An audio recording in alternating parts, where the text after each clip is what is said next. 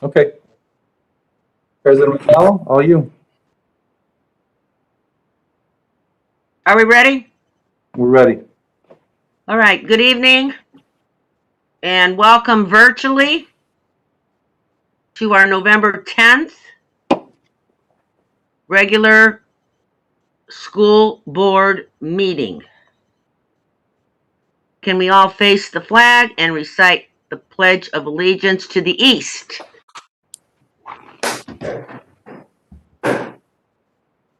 I pledge allegiance to the flag of the United States of America and to the republic of which it stands, one nation, under God, indivisible, with liberty and justice for all.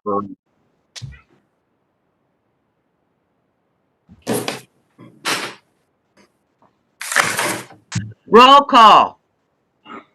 Trustee Miller. Present. Trustee Candelaria. Present. Trustee Zulno. Present. Trustee King. We're here. And Trustee Mamala is also here.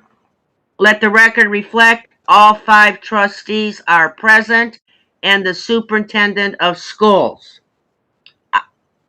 Agenda item 2, Superintendent Miller. Good evening, everyone. If you are interested in submitting a comment to the board for public expression, you can do that by sending it to a public expression at hammond.k12.in.us. Again, that's Hammond, a public expression at hammond.k12.in.us. We ask that you would identify yourself and that you would indicate first period of public expression, which would be limited to the items on the agenda, or second period, which would be open to any School City of Hammond business. The same link is available right on the YouTube description where you're probably watching this, where you can send that.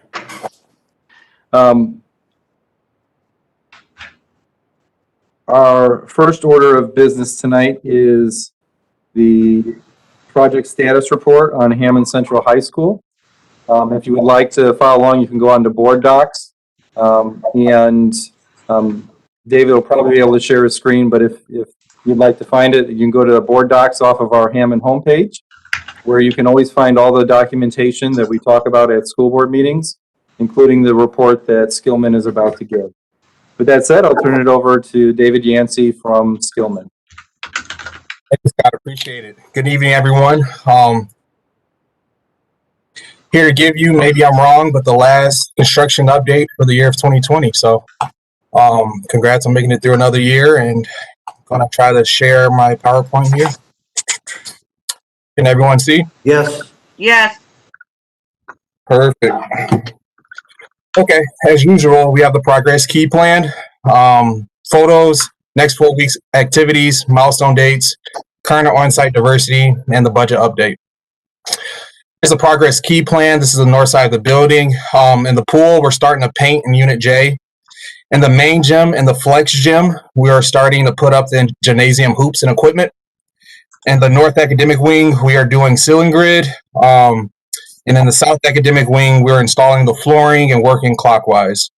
And in Unit L, the auxiliary gym, we are sanding the floor and starting to glaze and put the artwork down for the gym floor. We also started installing the bleachers. Bathroom in Unit K and J, the partitions and the plumbing fixtures. This is in the south academic wing, the hallway flooring. On the left and right sides, where you see the wood, architectural wood on the floor, that's where the locker bays are.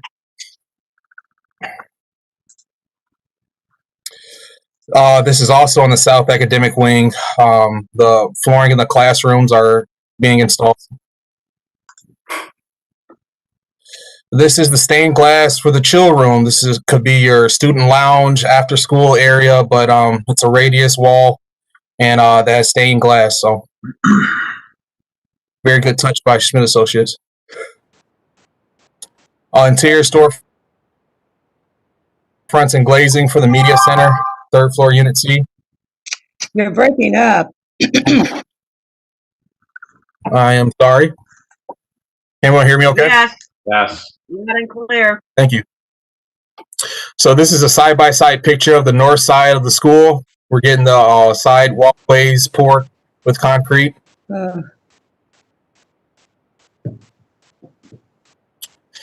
And this picture shows Unit L, the auxiliary gymnasium with the sanded gym floor. We're going to start glazing.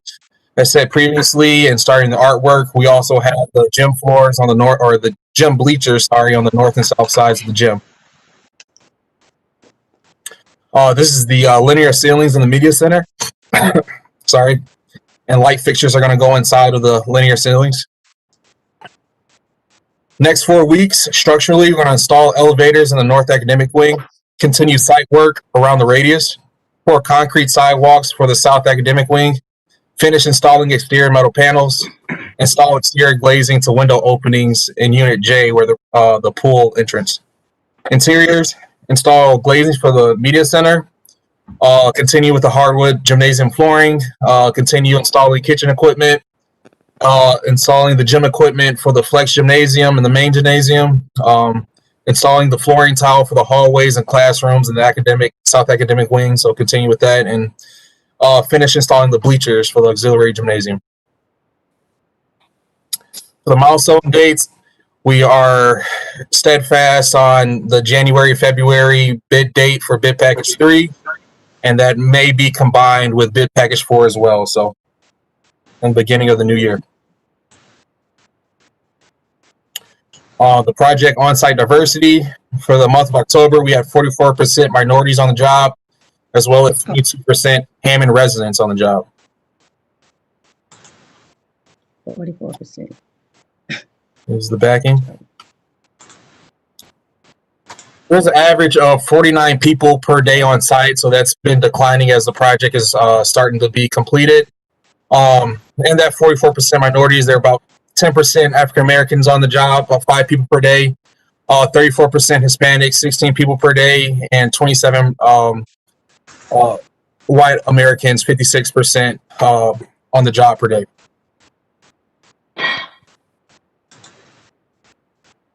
And if I could zoom in a little bit, this is the budget update. Everything is trending perfectly. No pending changes so far.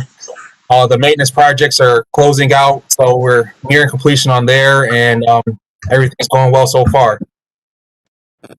That being said, are there any questions?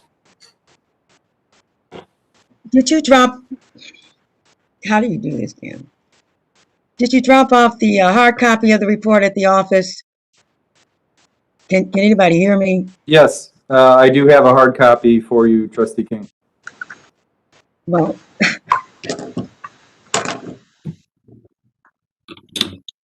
well, again, it was fuzzy. It was breaking up quite a bit, so I didn't hear much.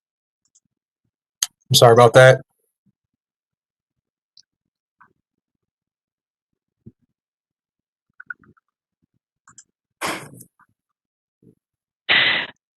Madam President, Trustee Miller.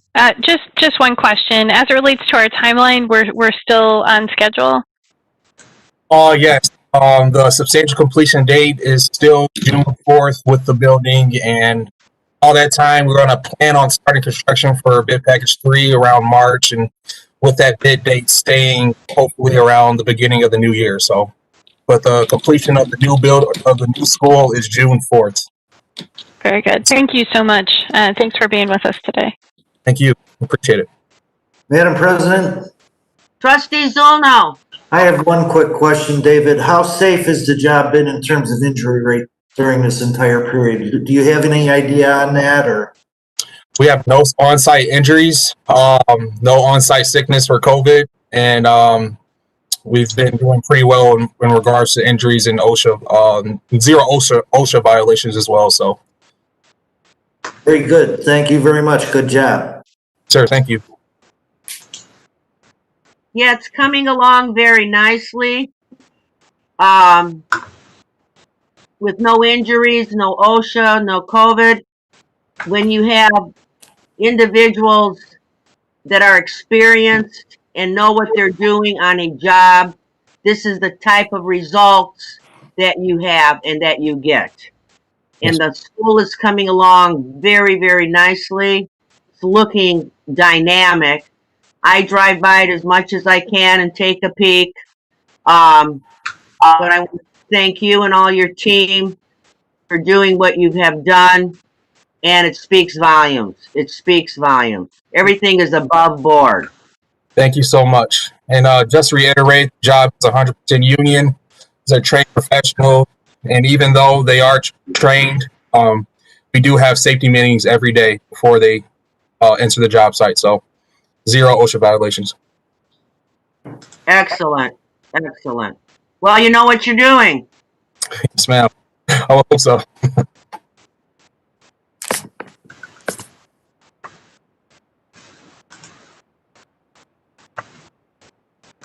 All right, if there's no further questions, thank you, David. If you could release your screen too, please. Thank you, Scott.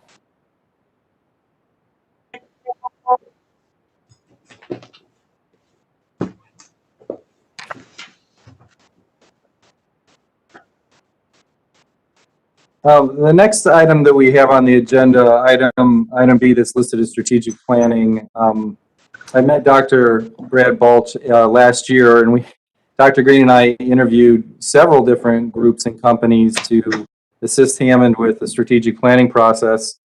And we had every intention on the second March meeting to announce a proposal with Dr.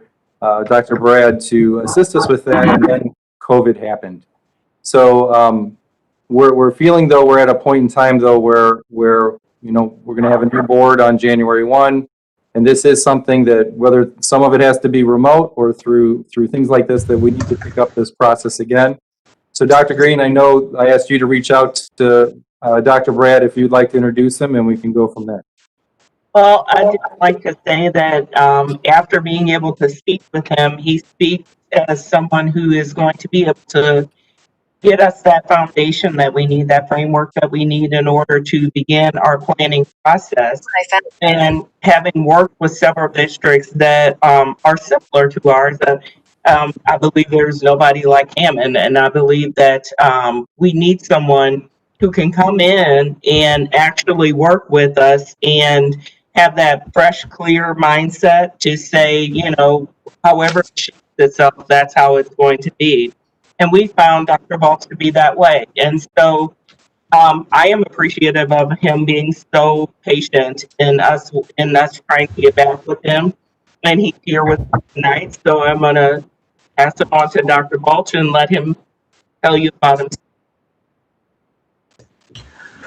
Well, thank you so much, Dawn. Can you hear me okay? We can. No, You sounded like you're coming through pretty clear. Okay. Yeah. Well, thank you so much. And everybody's breaking up. It's fuzzy. It might be your connection, Trustee King. I'm not sure, but he's coming very clear for me. People that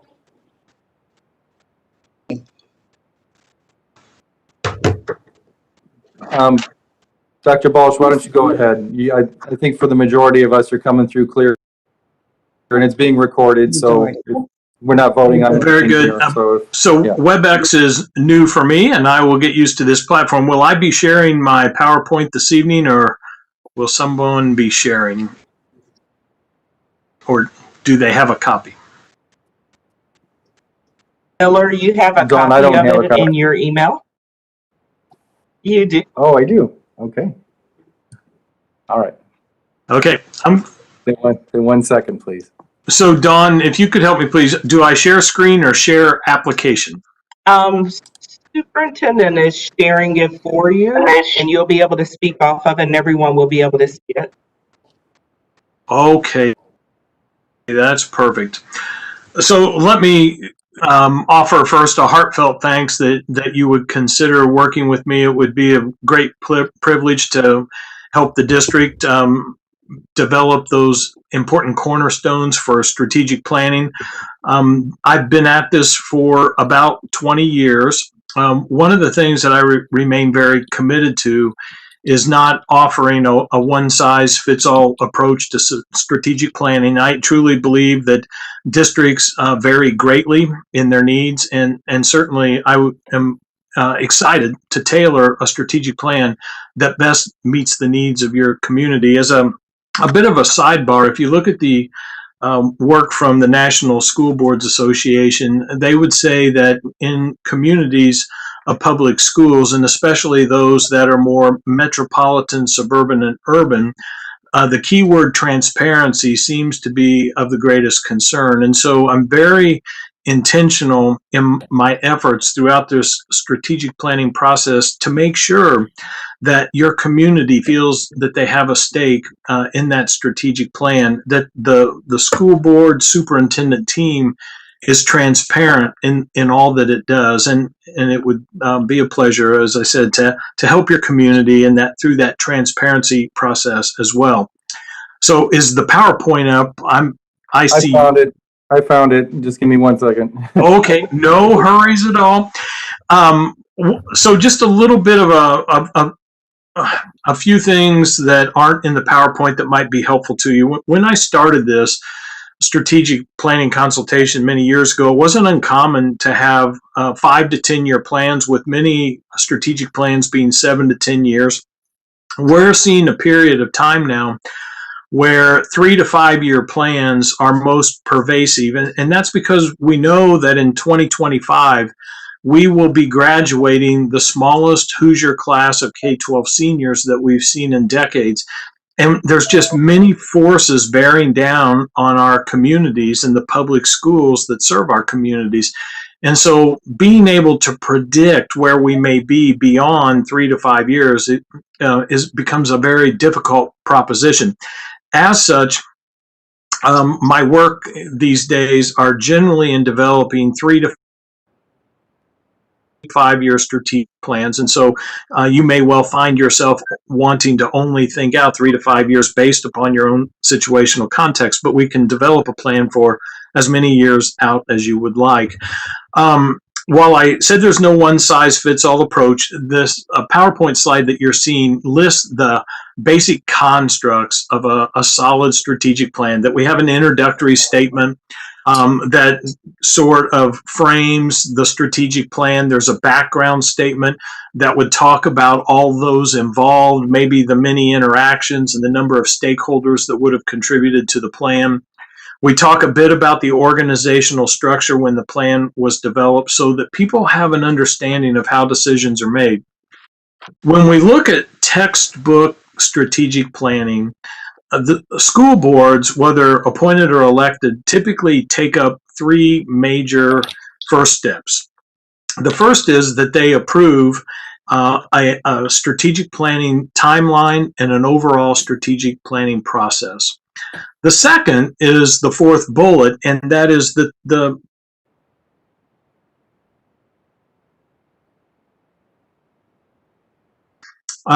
purpose is an optional step. When school board and superintendent teams and their organizations already have vision, mission, and value statements in place, then the purpose statement often is not necessary. But if we're starting from scratch, and in the easiest of terms, the vision's your dream, the mission's how you'll arrive at your dream, and those value statements are what we as stakeholders of your district hold ourselves accountable to each and every day. The vision and mission are something that we'll display proudly to talk about the distinctiveness of your district and what it brings to the community. And it's for all to understand and know. But the value statements are interesting in the fact that they're really only for us as key stakeholders. Only faculty, staff, administrators, and students might wake up each day and hold themselves accountable to a core set of values. We wouldn't expect, for example, community members to wake up each day and hold themselves accountable to those values. So if we're statements and updating those, then the purpose statement isn't as necessary. However, if we're starting from scratch, I like to talk, especially in these difficult times of change, what is the very purpose of your district for your community? And many times through this process, the purpose statement actually becomes the promise to your community and can make a wonderful value-added contribution to your foundational statements. So, as I said, the first thing that a governing body really owns is that timeline and overall process for strategic planning. The second thing that it has a key stake in is codifying the purpose, vision, mission, and values. And then the third thing, not necessarily in perfect order here, is rather the district's priorities. And that means that in direct consultation with the superintendent, the board has decided now the what.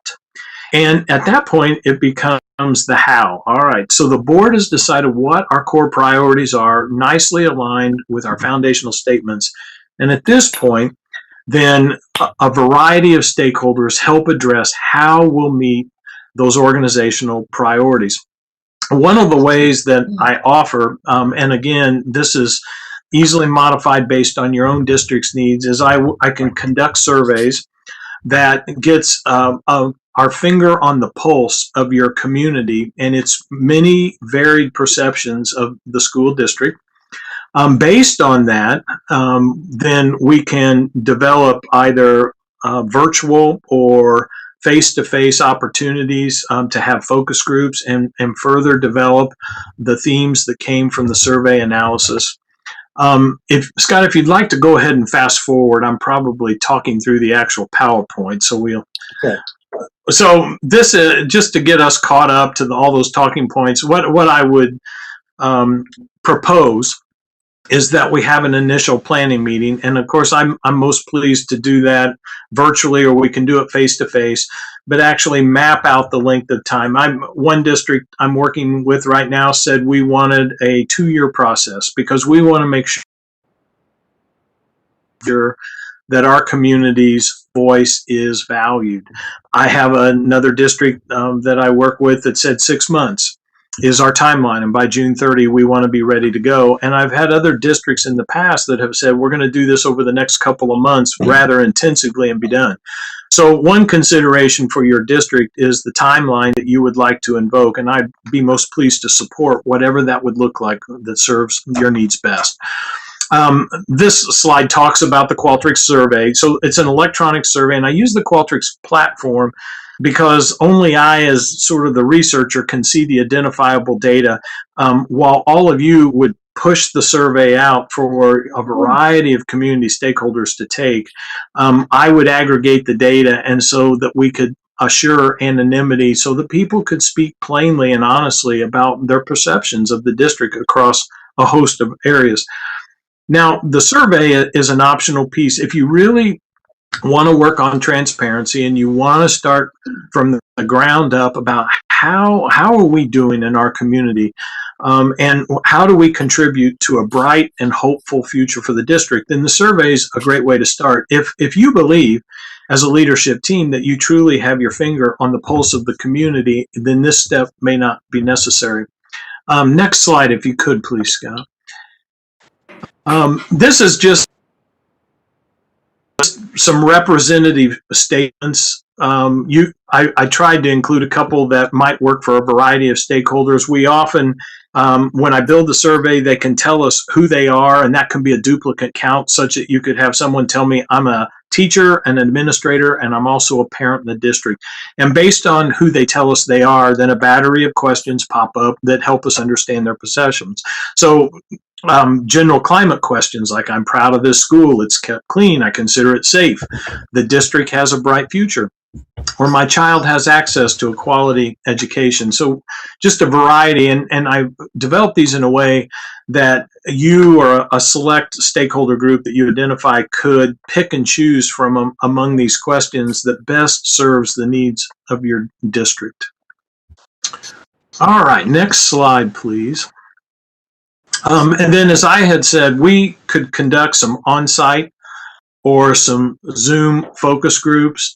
In smaller districts, I will often do these myself. In a larger district such as yours, I'd be pleased to train facilitators Having local facilitators who understand the situational context of your district can be key to gathering good information. And so we could train these facilitators who would either facilitate events via Zoom, or we could do it on site. I'm currently taking Indiana State University through a 2-year strategic planning process. And when we started this, we thought our focus groups would certainly be face-to-face. We've gotten pretty savvy, or I have, at using the Zoom option, and we can break it down into multiple breakout rooms so people can still work in groups of 4, 5, or 6. Then we come back to the main room, share out those themes, and then I can record that data set to help inform next steps. So that would again be a decision that you all would help me make, but I'm pleased to support either option. Okay, next slide. So when we come back together, whether it be Zoom or face-to-face, if you decide to go with some surveying of your community, and I must say, when I've known of the good work in your district for many years, and I see a hopeful and a bright future for your district, and part of the focus group interactions is intended strategically to help set that tone, that we want a glass half full look for the district and where it's headed in the future. And conversations with the right training for your facilitators, conversations can end with those who were willing to participate believing that, yes, my voice was valued and I'm proud to be a part of this district. We're trying to tease out during this process what's distinctive about Hammond. What does your school district bring to teaching and learning that others around you may not? Because in an era of choice, that is so extremely important. So again, the questions would actually be developed around the themes we generate from the survey, but these are sample questions that have been used in the past, like a rapport building question. We want this group, whether it's at a distance or face-to-face, to warm up to one another. So we talk about points of pride in the schools or the districts that they interact in.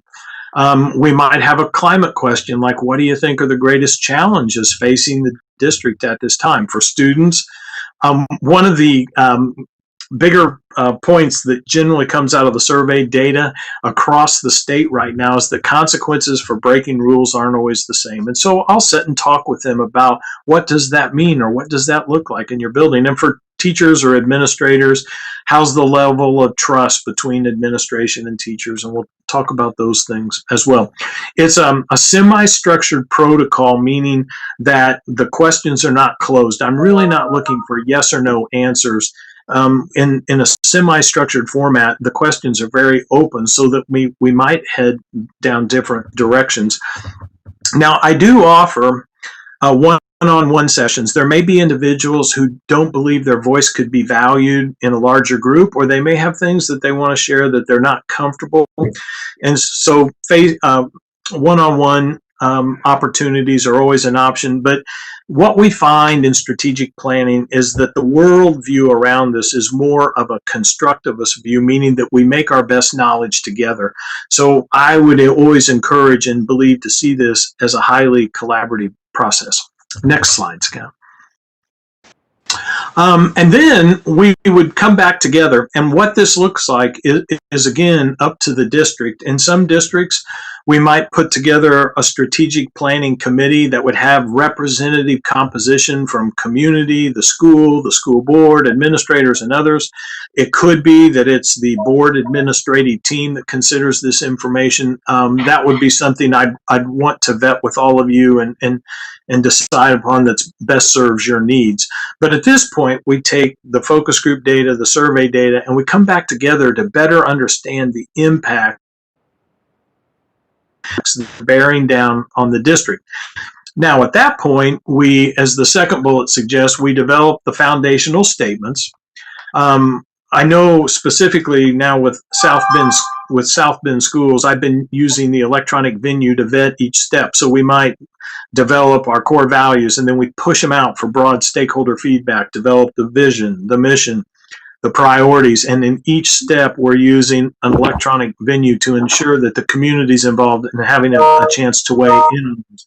But as I mentioned earlier, your foundational statements are truly yours, and it's a governing body imperative under the close guidance and advice of your superintendent that these be codified by you. So we would, and ultimately then we would approve the foundation statements first, then you might approve your priorities, and then we could set about goal setting. In goal setting, I'll just mention a couple of options to frame it in your minds. Sometimes districts want to develop exacting SMART goals for their priorities and stop there. And so we could write SMART goal statements that say who we will address, what's the projected timeline, who's responsible, what's the measurable outcomes, and how do we know if success truly occurred. And that's all bound up in a larger SMART goal. Other times, we might just have broader goal statements, something like career and college readiness that supports student success, and it stops there. And then under that, we would have multiple stakeholder groups contributing to that broader goal statement. So we call them initiatives or priorities with key performance indicators. And again, the extent that you would like to go that direction, these are all things that you could decide, and I'd be pleased to support. They both work well with school districts. This is largely based on your unique needs. Next slide, please. And then finally, an executive summary. Now, some districts have decided that I am very sensitive to the fact that tax dollars are supporting your district, and I want this to be as efficient of a process for you as can possibly be. And so once we get those key pieces in mind, many districts already have individuals with the gifts and talents to pull this together in a document for marketing and communications and publications to the broader community. Some districts have asked that I've owned pulling that together for presentation back to the board, and I'd be pleased to do that. Whatever that might look like, and rather quickly, and I'll send multiple iterations in until a final strategic plan is adopted. And I think with that, that may be my final slide. I'd be pleased to answer any questions you might have.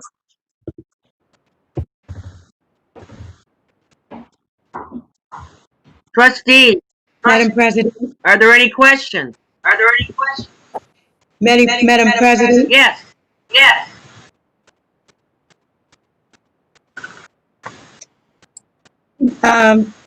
sir, I guess my question to you would be, based on your experience, where do you see Hammond, and how long, what time frame do you see doing whatever you think would meet our needs? Well, many thanks for your question. If you were to think about a survey analysis and engaging focus groups throughout your community, very easily be a 6 to a 12-month process. However, there's that old adage in our business that if everything's a priority, there are no priorities at all. And so if there's a sense of urgency to establish those priorities, then we could still do all that we've talked about and do it within a 6-month period of time.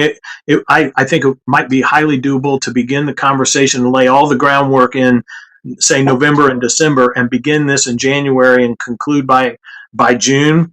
But there'll be a constant sense of urgency to move at that pace. If you were thinking maybe 6, I think there might be a slower pace. I think what I would maybe ask in return to your question is, to what extent is involving the community and having that valued voice to inform the strategic plan important? And if so, then I'd say let's think 6 to 10 months. If you believe you have your finger on the pulse of the community, then this is definitely a 6-month or a little bit less of a process.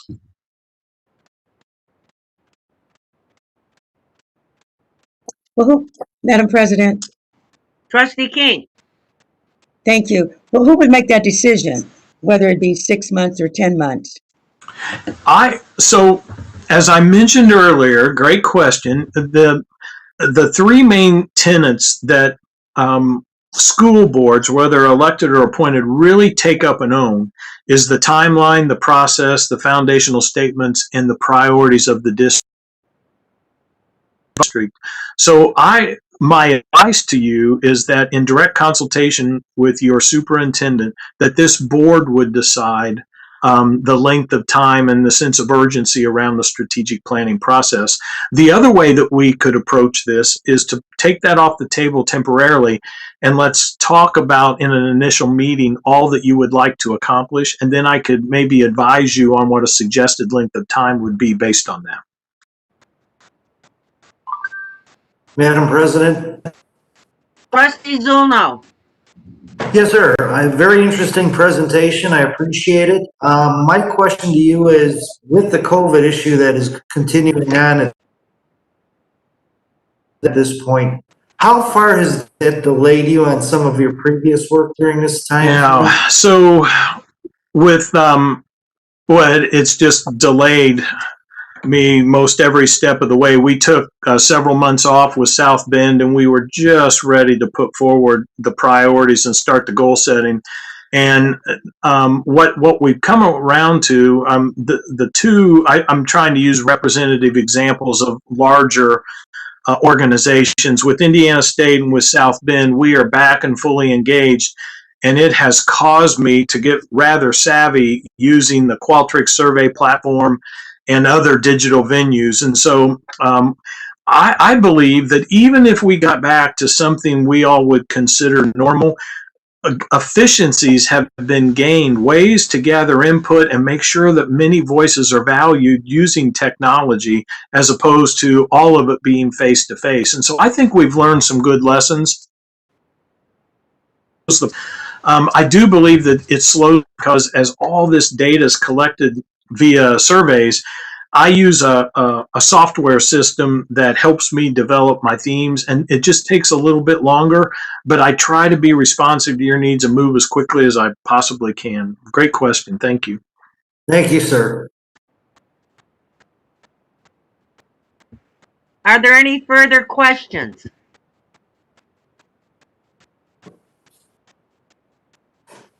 Are there any further questions? There is none. All right. Thank you, sir. Yes, thank you for the opportunity. I'll look forward to hearing from you sometime soon. Thank you, Dr. Balch. Appreciate it very much. Absolutely. Have a great evening. Thank you.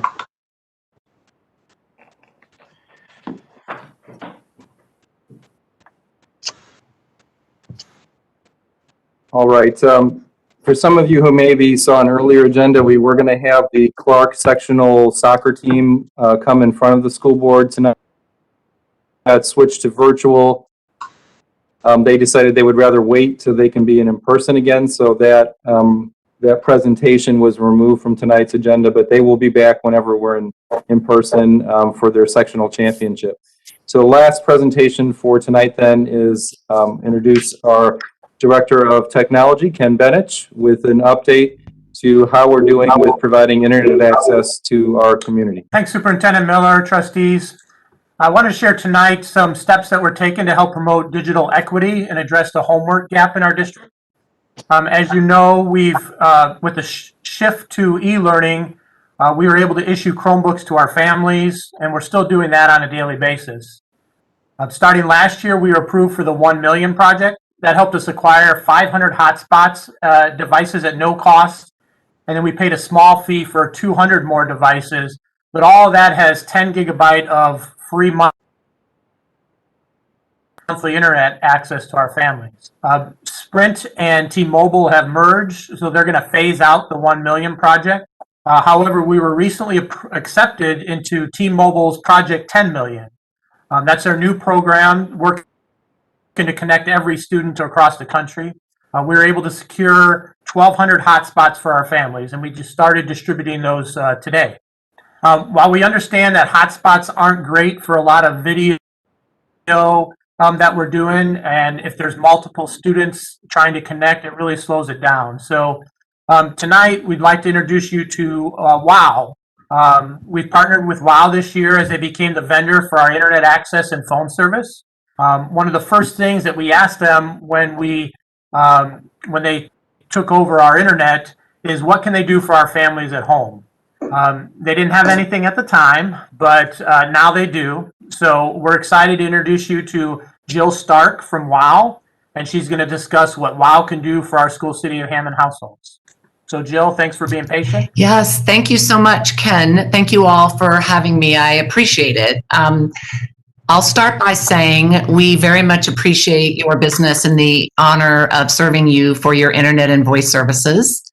I am not sure if you all are familiar with WOW, but we are a cable. We've been around for 20 years. We're publicly traded.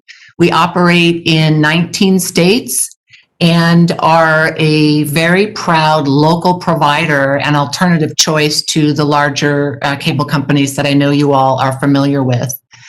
A few weeks ago, we actually announced publicly a partnership that we are entering into with the Education Superhighway and an organization called ACA Connects. And it's all in support of e-learning and addressing the digital divide that has become more pronounced as COVID has forced many of us all to support remote learning. We knew of the School City of Hammond's interest.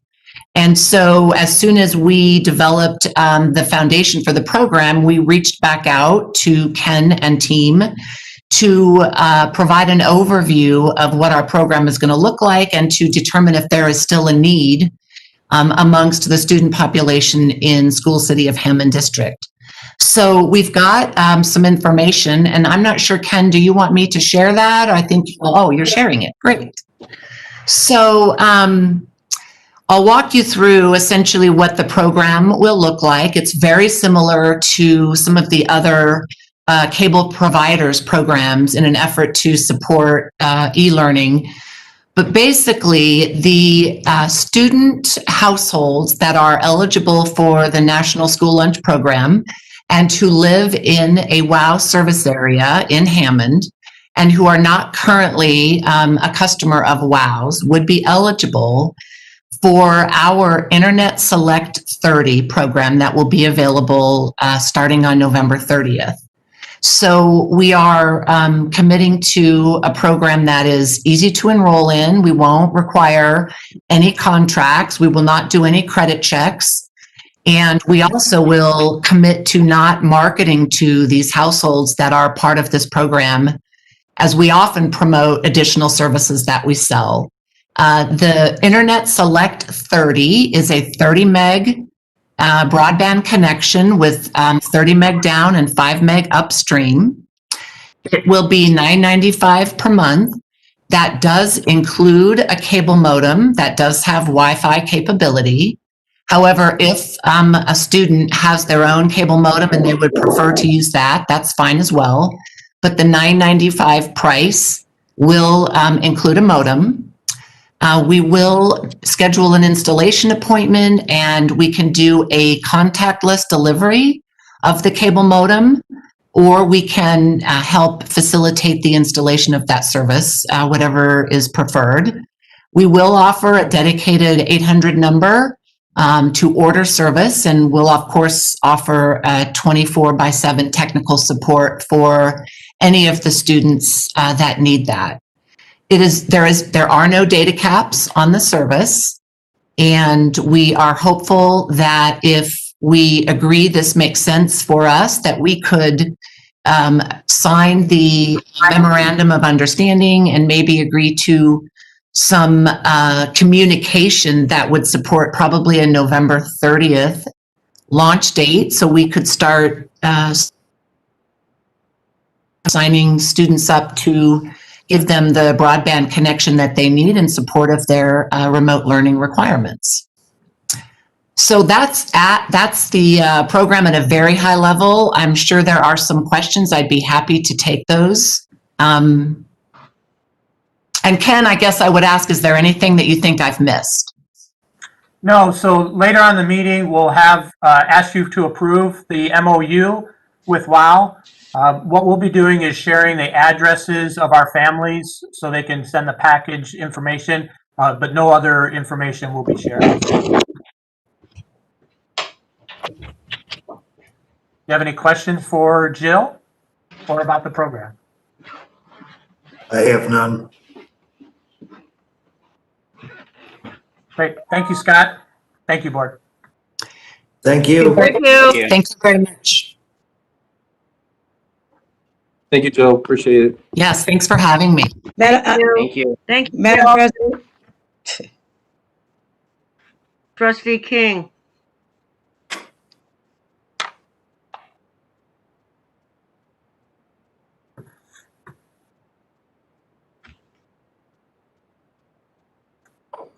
them an address list of our students or parents. Is that what I heard? My connection here is not that great. Oh, do the parents know in advance that we're giving them that information? So that's part of what the MOU would allow us to do. We would not include anyone's names. So we would not be, so it would just say something like the address would be School City of Hammond parent, or School City of Hammond family would be who it's addressed to. So, Yeah, it would just have the address. So that is what we're asking the board to approve, so we can have an additional option for parents to receive high-speed internet at a low cost. so it won't be individual addresses? Is that what I'm hearing? 41 Williams would be the standard address? No, I'm sorry if I'm explaining it poorly. It won't have any individual names. We're not going to be giving them like Joe Smith, or Scott Miller, or Ken Bennett. The School City of Hammond family, and it'll come like a mass mailing to them with the information about the details. But that's it. We're not providing any student or parent names, just the addresses. Well, that was my question. Again, are the parents aware that we're giving that information out? So that's what we're asking the mean, board to approve. You're giving out confidential information. Are they aware that their addresses are being given out?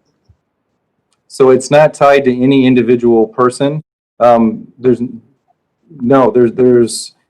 what I'm asking the board to approve. That's why we presented it in front of you, is that we feel that the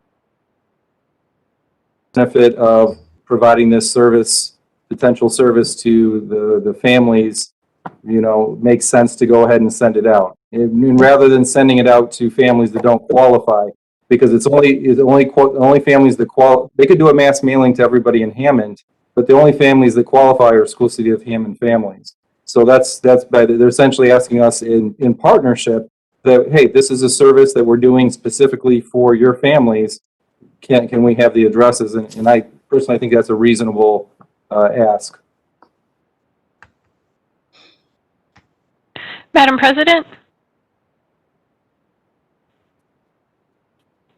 Superintendent Miller, I believe it is a permissible use under FERPA, is it not? Because we are entering into a partnership with them? So I'll defer to Monica if she's on here on that. I don't want to speak to FERPA technicalities. Yeah, Ken, I guess the question would be, Ken, is if you know whether or not the person you're contracting with is also complying with the COPA, and I know that there are providers who have voluntarily agreed to comply with that, and I don't know where this particular vendor is with regard to that. There is a statute out there about the Child Internet Protection Act.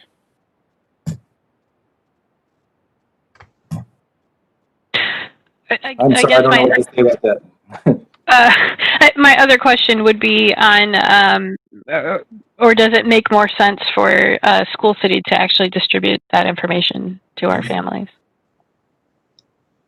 I think that was actually one of the original points made. What we will need is the addresses that are eligible, because those will be the only addresses that we would offer this sponsored low-cost service to. So we would need to know from you which households and addresses, no names, we would consider to be eligible for the program. The way in which we communicate the details of the program could come 100% from the school city of Hammond. And we talked about maybe you sharing it on your parent square or sending an email, or but you certainly could own all the communication directly to the students about the program.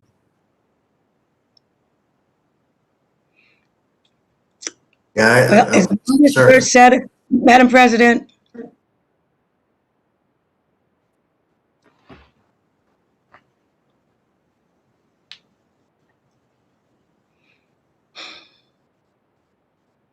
Madam President? Trustee King. Madam President? Go ahead, Trustee King. She's called on you a couple times. Well, again, my concern is confidentiality, however we do it. I mean, whether it's an address, my address is still, whether you add my name or not, if I was eligible, that is my personal address. So I just think we need to be extremely careful how 41 William Street, School City of Hammond, go about contacting these folks. Perhaps they should be contacted in advance to let them know this offer is available. But just to give out someone's address or even to knock on someone's door, however, that is my concern. And I just want it to be addressed with the utmost confidentiality and respect of these folks. Madam President? Trustee Miller. Again, I think this is a wonderful opportunity, and I'm so excited that we've been able to get to this point of the details, right? But again, my part of it is, what's permissible under FERPA, and just making sure that we're compliant there. So, I mean, an address is directory information, but depending on what you're looking at and who you're giving it to, and what that partnership looks like, whether if it's how protected, or if we can do that. So that's something I would just want a little more clarification on before we agreed to that. Madam I President? think I said basically the same thing. And I was agreeing with you, Trustee King. I don't need you to agree with me. I really don't. Madam President? Trustee Zolno. Yes, I understand what everyone's saying. All I know is if I got something in the mail from WOW and not knowing where they got my address, I'd be pretty PO'd, so. I like the idea. We gotta just find a way to do it right. I think as Trustee Miller has pointed out, addresses are not protected under FERPA. That's directory information. And that directory information can be exchanged. It's the same thing that happens when you have an athlete and the newspaper calls and said, who is that? Who's 23? And you say, oh, that's so-and-so. Here's his parents. Here's his address. And that's widely, we even have in directory information, a lot of places, that the height and weight of kids as part of directory information. So if the way that it is going to be shared is, a note that goes home and says that people can sign up, I think it's going to be in the details of how that's kind of transmitted and how that's done. But I think that address piece is not necessarily protected by FERPA or any other confidentiality laws.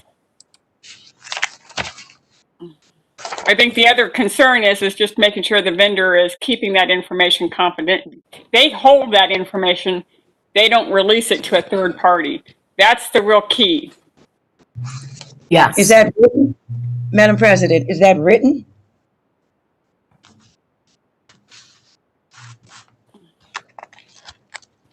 Jill, Madam President, Jill, does the MOU say that? Yeah, so I'll say it just quickly. I will absolutely modify the memorandum of understanding to include all the concerns that are being addressed tonight. So I'll just wait to hear back, because certainly as a publicly traded company with a million customers, we are certainly accountable to all privacy laws, and that wouldn't change in this situation. But I completely respect the concerns that are being raised, and the MOU can be adjusted as needed to make sure that we've got what needs to be in writing, protecting us both, and more importantly, your students. Great. I would like to say to Jill and Ken, when I saw that, I was very excited about it because I personally have been a WOW customer for many, many, many years. And, have never had a problem with their service, their customer service. So I'm excited. I'm excited. Thank you very much for being a customer. We appreciate that. Madam President, I have one other request. Could we get a copy of that PowerPoint? Because I couldn't see it. Could we get a copy of the PowerPoint that she presented? Sure. Thank you. Jill, if you could send that on to Ken, he can get it to us. Yeah, perfect. I will do that. All right. Thank you very much for having me. I appreciate your time this evening. Thanks, Jill. Thank you, Jill. Thank you. Yeah. Thank you so much.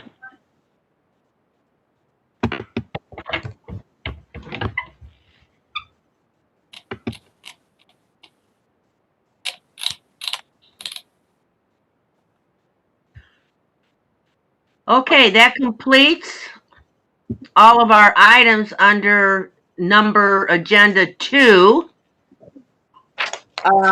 Item 3, public expression, first period. Mr. Superintendent Miller? Yes, we do have one comment from trustee-elect Cindy Murphy. I agree that the mission, vision, belief statements, and goals, foundational statements need to be totally redone before moving on to the strategic plan. There's a brand new board and superintendent, as well as many new downtown administrators, which makes the prior ones outdated and no longer relevant. I assume she means the prior mission, vision, and belief statements. The school board should endeavor to get this done within a 6-month period, as it should be in place before school starts in August 2021. And that's the only comments for a first period. Item number 4, unfinished business.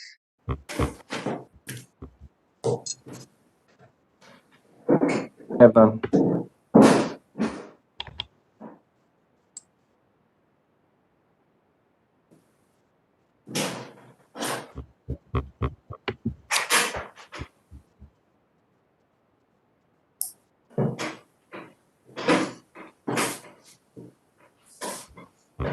Anything under unfinished business, Superintendent Miller?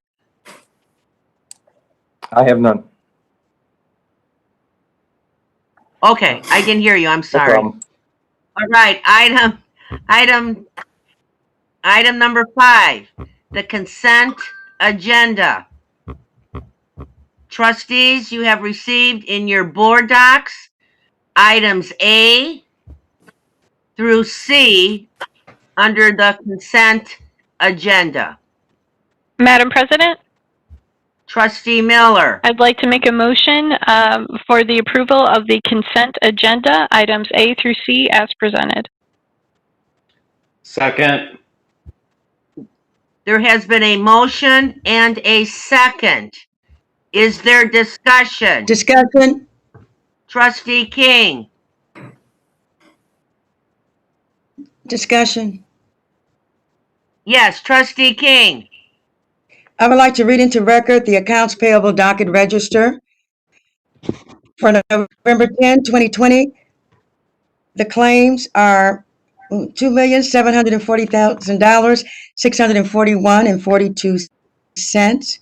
The payroll for this time period is $3,032,000, $688.86.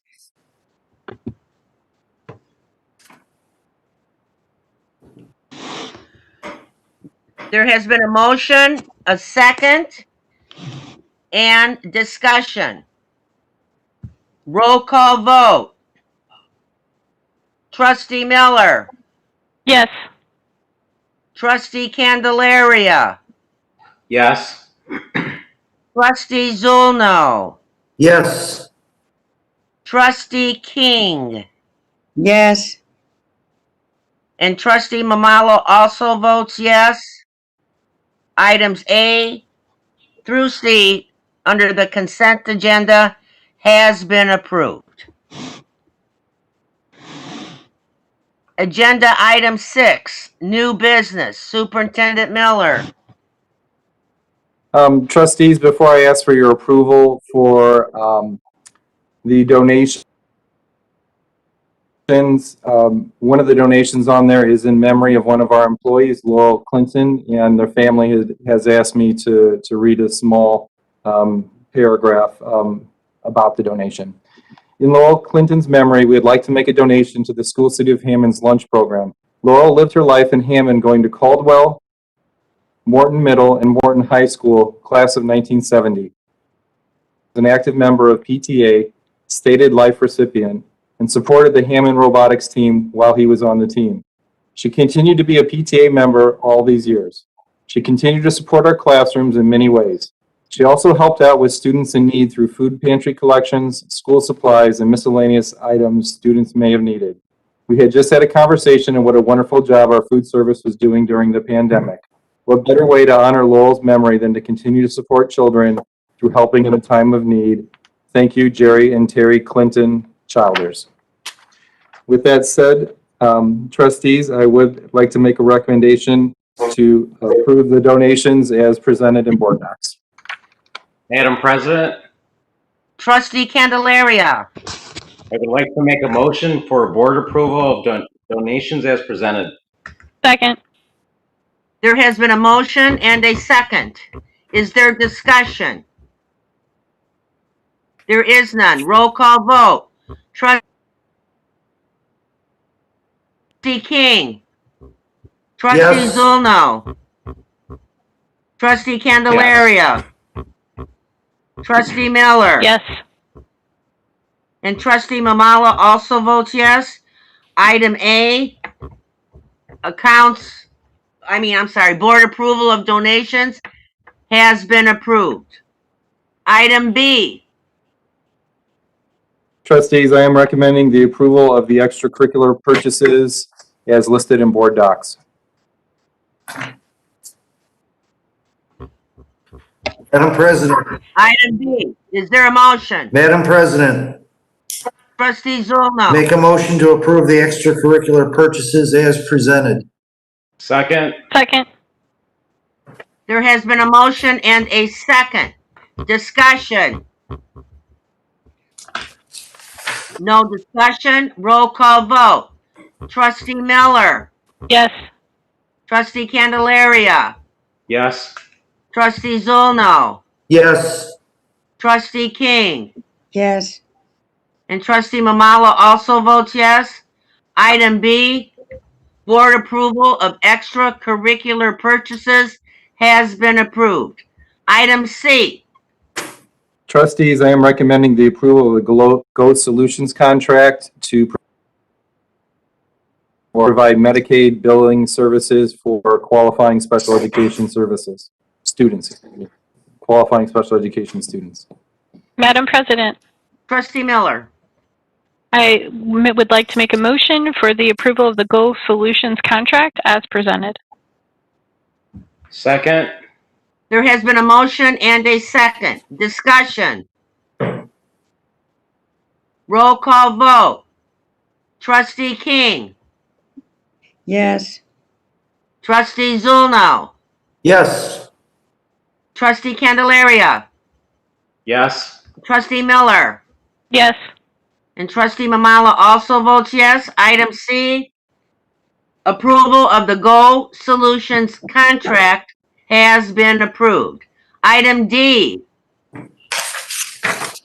Trustees, I am recommending the approval of item D, contract with Dr. Caruana for the 2020-21 school year to sign off on our Medicaid billing. He has the licensing that, that is required so we can be reimbursed. Item D, is there a motion? Madam President, Trustee Zulno, make a motion to approve the contract for Dr. Karana for 2021 school year. Second. there has been a motion and a second. Is there discussion? Roll call vote. Trustee Miller, Yes. Trustee Candelaria, Yes. Trustee Zulno, Yes. Trustee King, Yes, and Trustee Mamala also votes yes. Item D, approval of contract with Dr. Kirana for the 2021 school year has been approved. Item E, Trustees, I am recommending the approval of the purchase agreement with South Shore Clean City to provide grant writing assistance to secure funding for our propane stations. Essentially, it'll guaranteed funding to secure about 40 times the cost of the contract. item E, is there a motion? Madam President, Trustee Candelaria, I would like to make a motion for approval of the purchase agreement with South Shore Clean City as presented. Second. there has been a motion and a second. Discussion. Roll call vote. Trustee King, yes, Trustee Zulno, Yes. Trustee Candelaria, Yes. Trustee Miller, Yes. and Trustee Mamala also votes yes. Item E, approval of purchase agreement with South Shore Clean City has been approved. Item F, Trustees, I am recommending the approval of item F, the agreement with Schmidt Design Services for expanded athletic fields at Hammond Central. Now that we have a letter of intent with the city for the land swap, we do need to move forward with the design services for the expanded fields at Hammond Central, for the track, the football field, the softball field, the baseball field, and some of the outbuildings. Per our current contract, it's 5% of the project cost, which comes in around $180,000. If you have any questions of Schmidt, I do have Kyle Miller available on the Zoom call. Madam President, Trustee King, thank you. Is this agreement on top of the agreement we already have with them? Yes, it is expanded services because the original agreement did not have a track. It didn't have the baseball or softball field or any of the planning that would go around having a football field behind the Civic Center. So it is expanded services. So it didn't require bidding? They just get it automatically? Is that what I'm hearing? So essentially, it is a service contract. It is not required to go out to bid, but it would not, in my opinion, Trustee King, to bring in a different architect onto the same project would not be wise at this juncture. I'm not suggesting that. I'm just saying, well, how many more extended agreements are we going to have? Because this is additional money added to, excuse me, sir, added to his already contract that we have with him. That it's a question, period. Sure. Yeah, it's a valid question. And I would say that if only the scope of work would change is when they would need to renegotiate or ask for additional, and this definitely qualifies under a scope of work change. So if it is the pleasure of the board to do some additional work, for example, in the future, have Morton or Scott, or then of course that would be additional services. But for the Hammond Central project, and like there's no other land swaps or anything else that I'm aware of, or any other major changes in the scope of work. So I would not be anticipating additional design services revolving the Hammond Central project. So it's not, it was an additional expense it's part of the budget. Was it it was not budgeted, or was it budgeted? Or is it taking us out of our budget? So the additional scope of work for I know you're very familiar with the original plan, which had the football field immediately behind the school and had no provision for a track, no provision for a baseball field, and no provision for a softball field. So that was what the original contract had.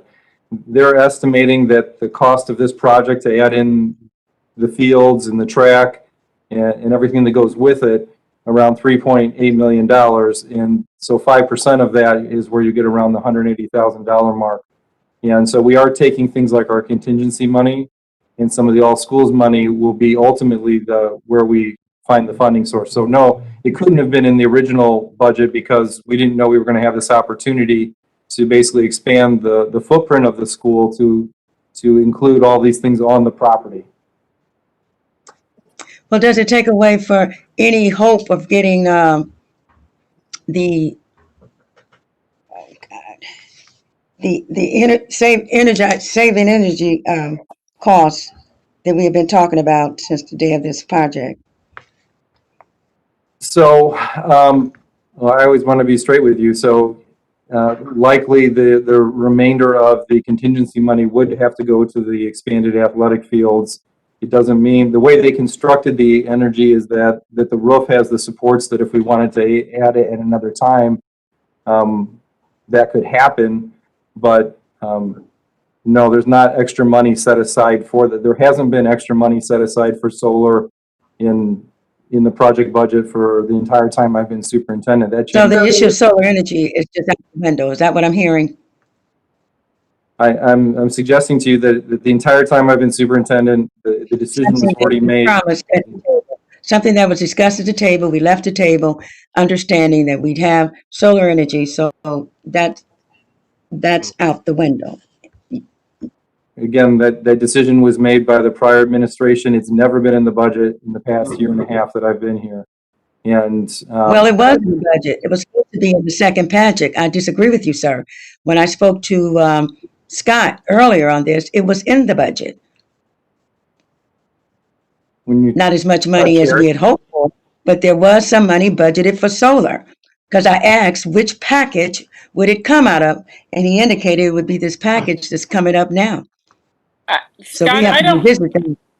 I don't know if anybody here is from Skillman, but I thought it was a contingency for issues that arise with the building, but not necessarily earmarked for solar. There was a contingency that's been available. That's real standard with any construction project.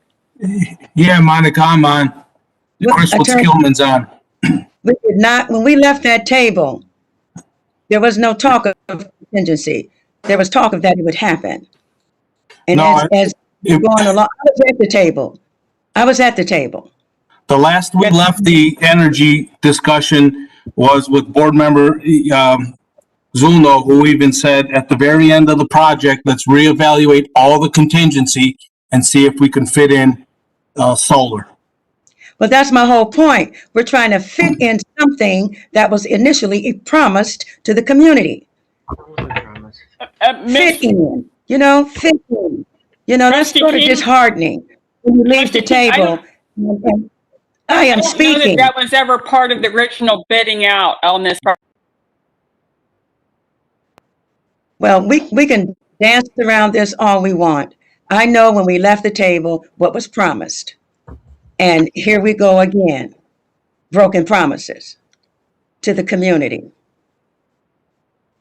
So my understanding of what happened when they did the original bidding out, again, under the previous administration with Mr. Burgraff, Dr. Watkins, and his team, was that there were certain things that were over the budget, and they set them aside from the very beginning. And the solar, which originally was going to be to heat the water, to help heat the hot water, it wasn't even for the electricity, was around $400,000, with the return on investment was over 20 years. So like you wouldn't even make a penny back on your investment for 20 years on that. So it was one of the things with that team, and I don't know which individual person made the decision, but by the time I came on board, it was already explained to me that it was set aside. That's not true, Mr. Miller.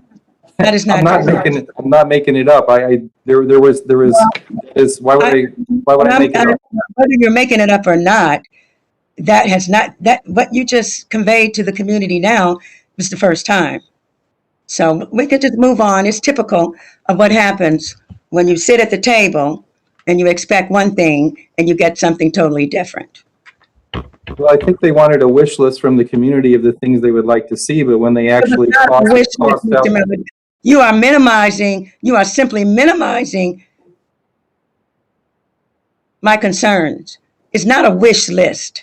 Just like the parts of this building that you see, I was part of the committee that put that together. It wasn't a wish list. So don't minimize it as a wish list. well, I apologize for using the wrong language. I will say this, that there were things that were in the original planning that when they costed out, it didn't fit in the budget. And someone, maybe they didn't communicate it to you or the community, Trustee King. They took it off the table way back then. Then when you asked us to do our homework about it, we did in earnest, and Chris could verify, we had many conversations about it.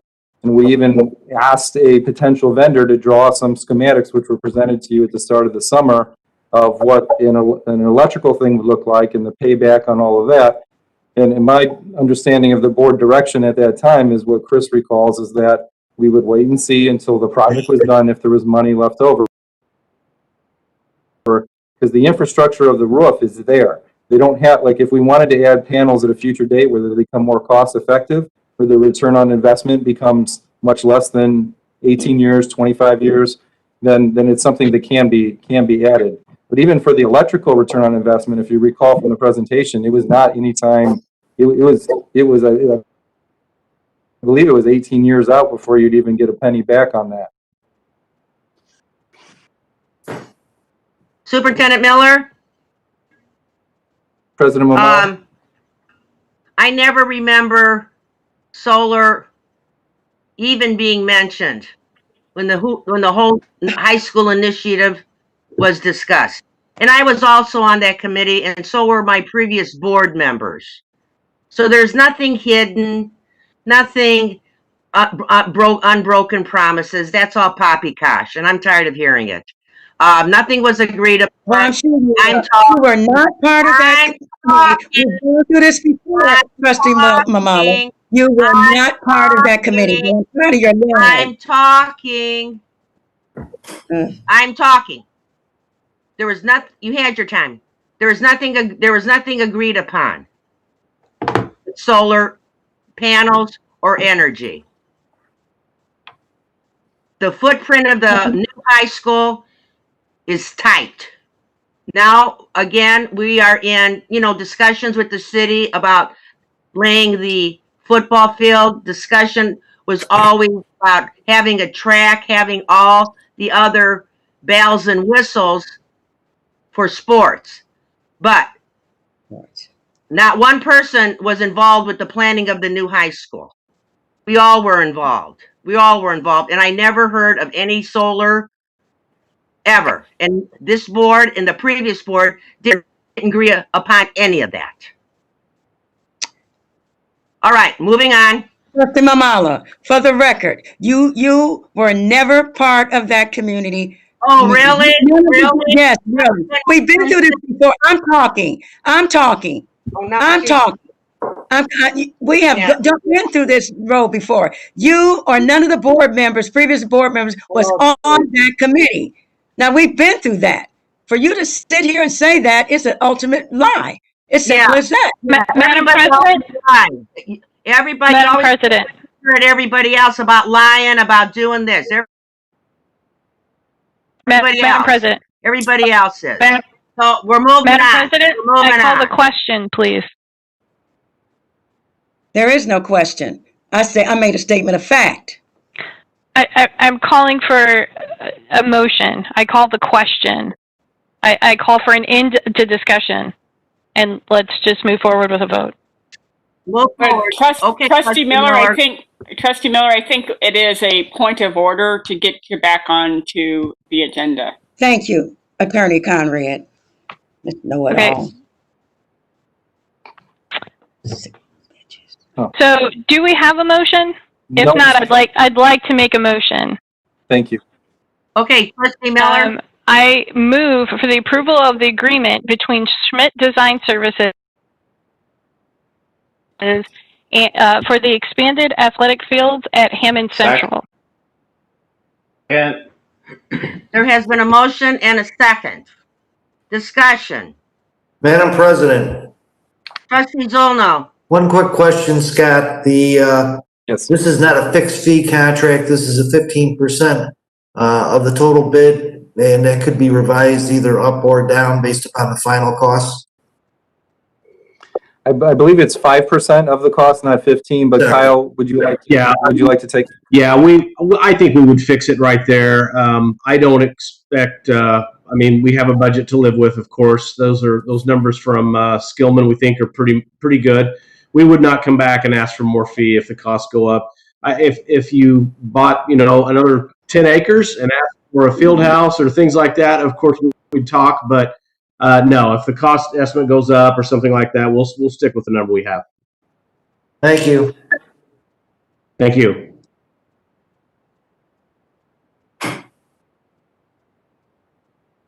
Item F, roll call vote. Trustee Miller, Yes. trustee Candelaria, yes. trustee Zolno. Yes. Trustee King. Trustee King. Yes. And trustee Mamala also votes yes. Item F, approval of agreement with Schmidt Design Services for expanded athletic fields at Hammond Central has been approved. Item G, Trustees, the next two items, items G and item H, have to do with HAPA and the band revitalization that Mr. Sawinski presented to you at the last public meeting that we had. Mr. Sawinski is available too if on this call if we have additional questions. We did go through a public bid process and we received only one bid back, but we have reviewed it. It does look solid to get us where we need to be. The money would be coming out of the positive variance we have right now. We have reviewed it with Mr. Reese for the band revitalization to equip our classrooms with the instruments they need from grades 4 through 12 would be around $425,000.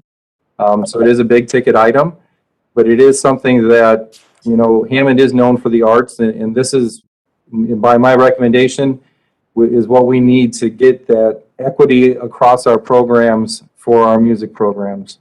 As you know, music is a great outlet. It's a healthy outlet. It's a positive outlet for our kids and for our community. And to get that, the teaching of band, the teaching of instruments down into the elementary school is nothing but a win for the kids in the Hammond community. So it will be my approval, my recommendation to approve item G, the HAPA band revitalization bid.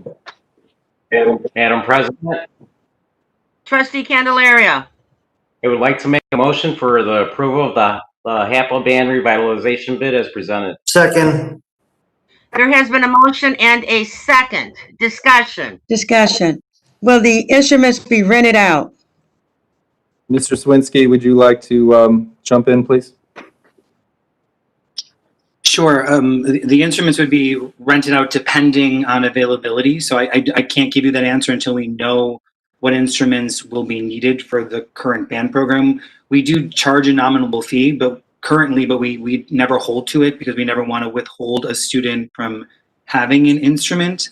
In the past, it's been $90, and that's been uniform across the district for the instruments, and that covers the repair costs and also, gives student responsibility, but we do have payment plans available.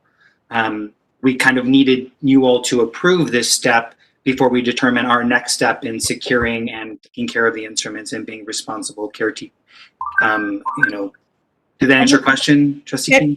And how will they be distributed? How will you determine what school gets what? Well, they're based upon the enrollment and the instrument of choice. So, for instance, advanced band kids tend to have their own instruments because they've been in our program for 2 to 3 years. It's not really about, newer instruments or older instruments. In fact, some of the newer instruments are of a higher quality. I'm sorry, some of the older instruments are of a higher quality because they've been fine-tuned and they've been used, so we know how they work. So it's really just what the need is. You know, some years we're going to have a bunch of kids who want to play tuba, and some years we're going to have a bunch of kids who want to play the clarinet. It's about our directors guiding a balanced orchestra sound, and they listen to embouchure, which I'm sure you know because you're an artist, but like, you know, the vocalization, and they determine what the best instrument is for the kids. We'll be starting that at 4th grade. Most likely in 4th grade, we'll be dealing with strings and violins because that's atypical to start building proficiency. And this will add how many instruments to the total amount of instruments we have for the program? 419, but if you recall at our original meeting, a lot of these organizations are offering stimulus packages. So if we were to go with this bid, they're also giving us more instruments. So it would come to 465 instruments, which is a tremendous savings and also a benefit for our district. Well, I'm going to really have to listen to the tape because you're breaking up. So it's fine. It's fine. It's not. I'm happy to talk you through it too. There's no problem. Sorry. It's some later date because, you know, my connection here is not the best. So thank you. No problem. All right, there has been a motion, second, and discussion. Roll call. Vote. Trustee King. Yes. Trustee Zuno. Yes. Trustee Candelaria. Yes. Trustee Miller. And Trustee Mamala excitingly votes yes. Item G, approval of HAPA band revitalization bid has been approved. Item Trustee- H. Trustee Mamala, before you move forward, I do have a question. I didn't hear where what budget the funding is coming out of. Is it going to add to our debt service? I did, because I'm breaking up. Could someone explain that? Yeah.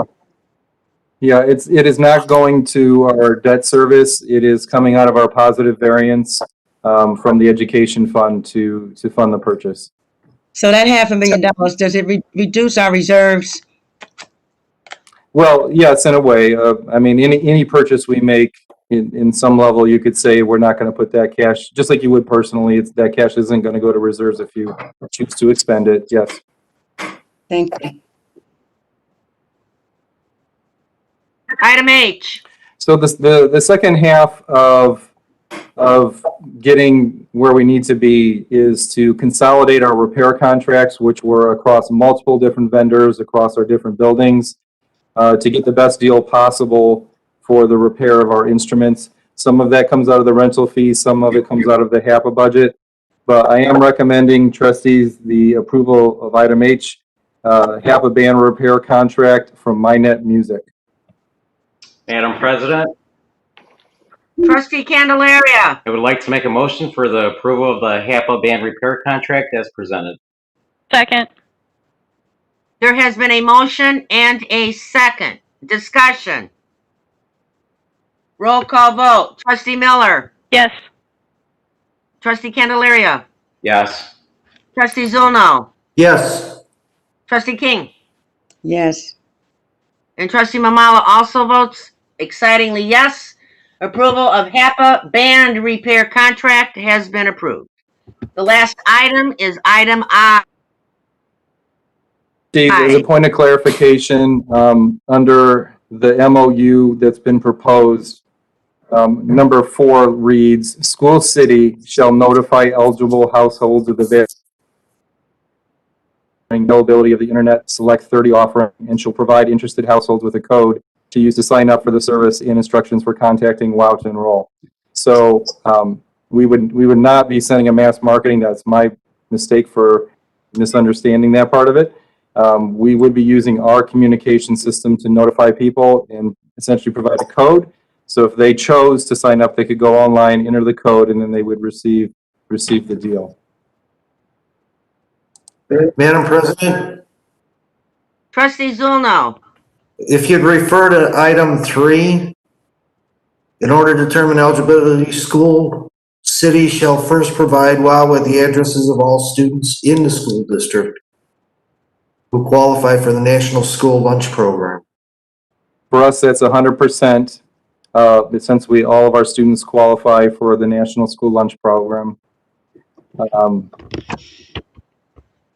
Yes. So we're back to square one.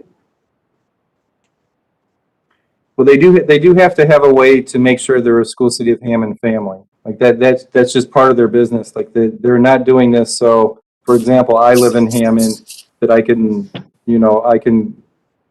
jump on this $10 internet a month. That's not the point of what they're trying to do. So they do need to have a way to verify people who are applying for it against our known list of addresses.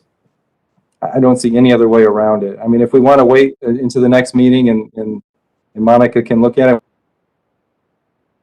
we can table this and have further discussion on it. But I don't know any way around giving them a redacted list that just has addresses. Madam President, Yes. how many students are we talking? How many families? It's a little more difficult to answer the number of families because a lot of our families have multiple children. But since all of School City of Hammond qualifies for the National School Lunch Program, it would be open to every family who has a child enrolled in School City of Hammond.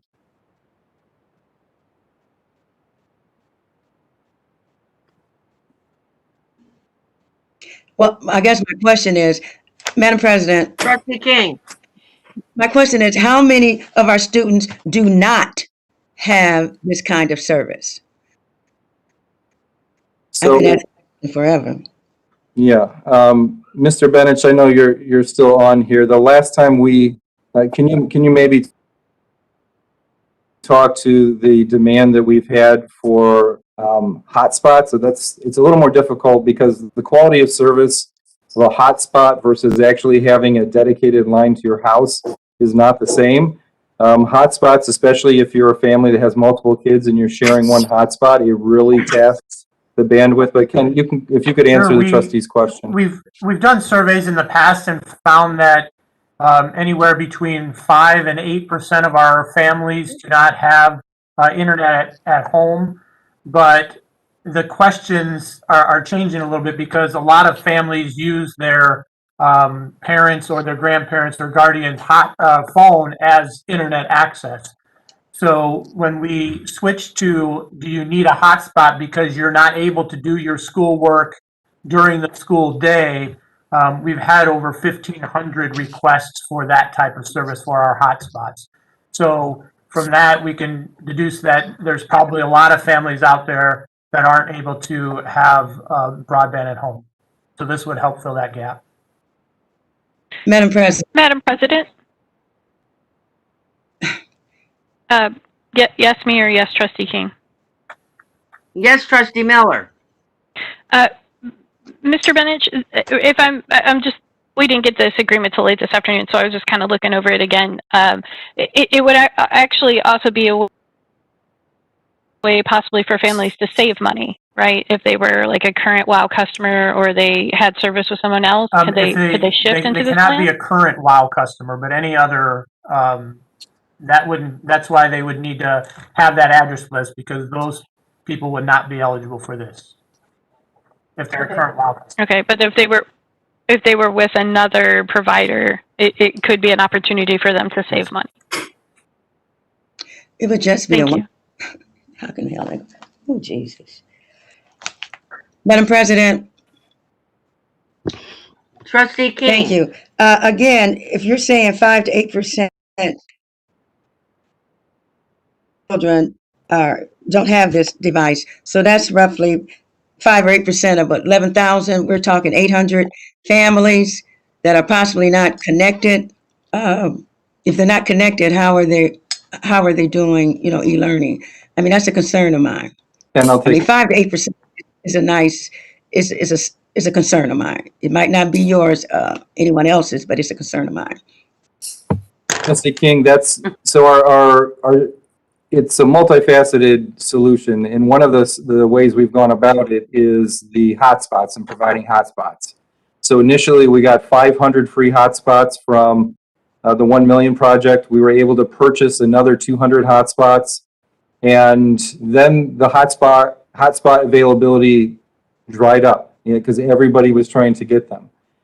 We just this week or last Friday, we received 1,200 more hotspots from the 10 million project. And as Mr. Bennett said earlier, that we started distributing those today, but we will be able to cover everyone who has made a request for internet access from us.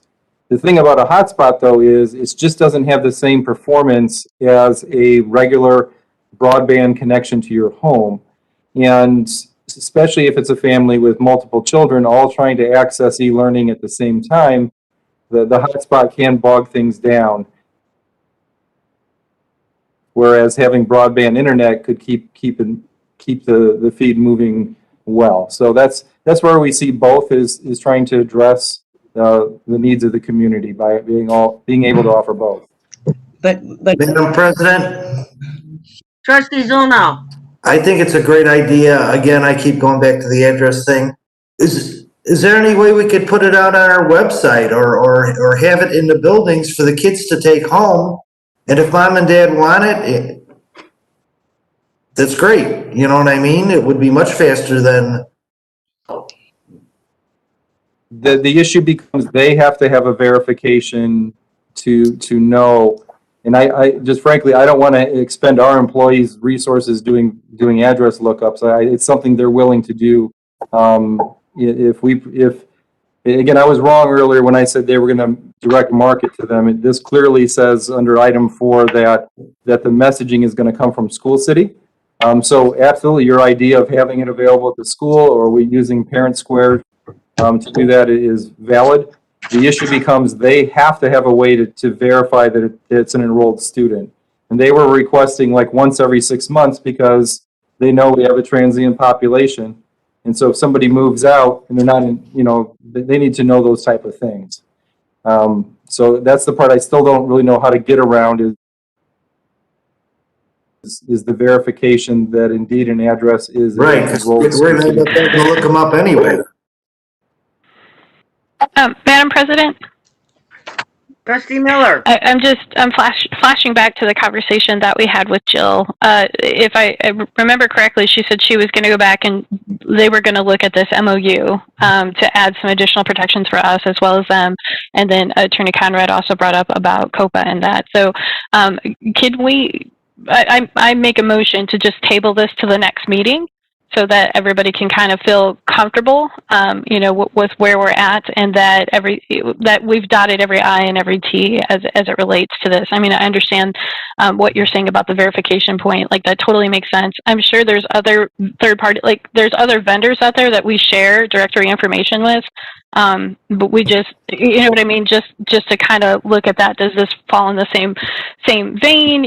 Somebody like Herf Jones or whatever. You know what I mean? Just, can we, you know what I mean? Like as a board, just get a little bit additional information on that and just table this to the following meeting because she had said that she was going to go and look at, possibly adding some additional language to that for us anyway. So I make a motion that we table this to our next meeting.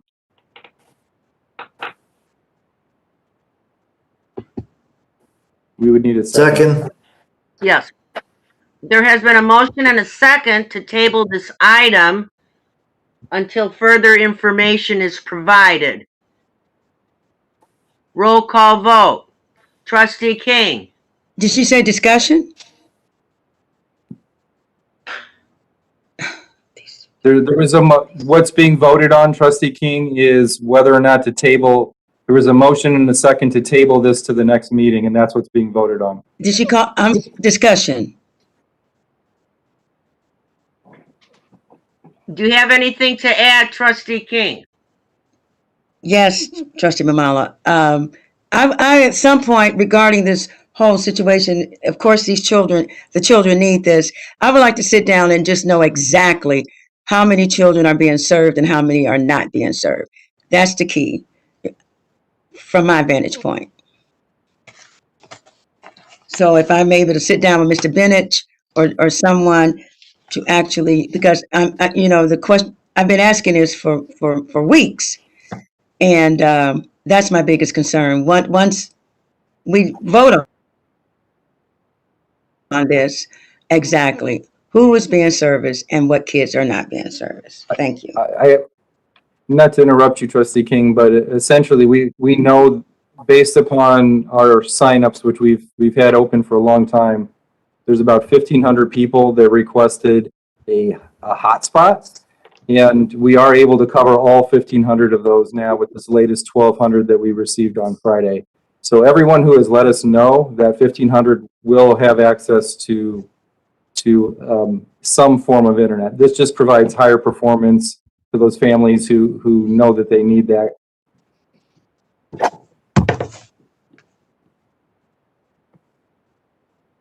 All right, there has been a motion and a second to table item I until further information is provided. There has been discussion. Roll call vote. Trustee King. Yes. Trustee Zulno. Yes. Trustee Candelaria. Yes. Trustee Miller. Yes. And Trustee Mamala also votes yes. Item I will be tabled until further discussion is provided for our next meeting. Attorney Conrad, is there any other information you would need to know to follow up on this at this point?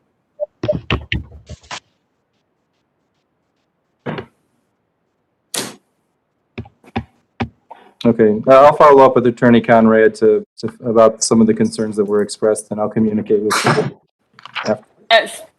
Superintendent Miller, did you hear my comment or was I muted? You were mute. No one heard your comment. Oh, I'm sorry. I said I had sufficient information from the comments of the board to get a good sense of what needs to be reviewed. Okay. Sorry about that. I was speaking and I wasn't sure if I was being heard, so I apologize. Very well. Thank you. What is that all about? Okay, that completes the agenda items A through I. Item 7, the calendar, the upcoming board meetings. We have met this evening in an executive session at 5:30, and we are meeting again virtually this evening in a regular board meeting. The next board meeting, I don't have my calendar in front of me. It's on, the next regular board meeting is on the 24th. Pardon? The next regular scheduled board meeting is on the 24th, Tuesday, the 24th Okay. at 6 o'clock. Trustees, while we're talking about the calendar, we got communication today, you may have seen in the email, that some of the mail-in votes for the teacher's contract have not been received by the union leadership yet. So it wouldn't be the right procedure for us to ask you to ratify that yet until they've received those through the mail. And with tomorrow being Veterans Day and the mail not coming through, there's no reasonable way we would have those by tomorrow for you to vote on it tomorrow night. So the proposal was if we could meet, and Trustee Zulno, I know you're out all next week, but Attorney Friel says we do need to have it done sooner than later. The proposal would be for us to meet on Monday night at 5:30 to ratify the teacher contract.